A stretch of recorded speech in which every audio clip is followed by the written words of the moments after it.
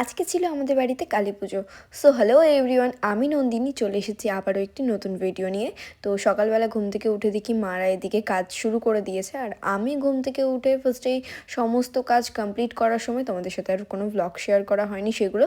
দেন ঠাকুর আনতে গেছিলাম, সেটাই তোমাদের সাথে আগেও ভিডিওতে শেয়ার করছি, আজকেও পুরো ব্লগটা তোমাদের সাথে শেয়ার করছি।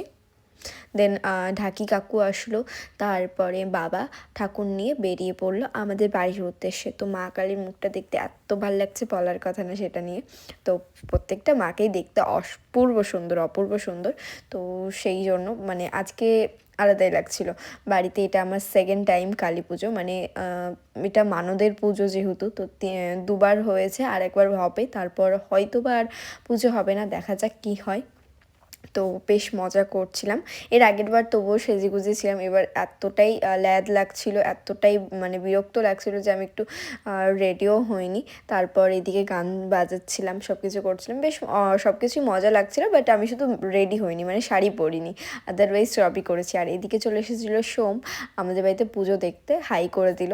তো তারপর এই যে প্রদীপ জ্বালানো হয়েছে, এগুলো তো আমার খুবই ভালো লাগে, জানি না কেন। মা কালী দেখতে পেলে তো খুবই ভালো লাগে আমার, জানি না, মানে আলাদা এক্সাইটমেন্ট। তারপর সবার বাড়ি বাড়ি প্রসাদ দিয়ে আসলাম, আর আমি বারবার খেতে বসে যাই।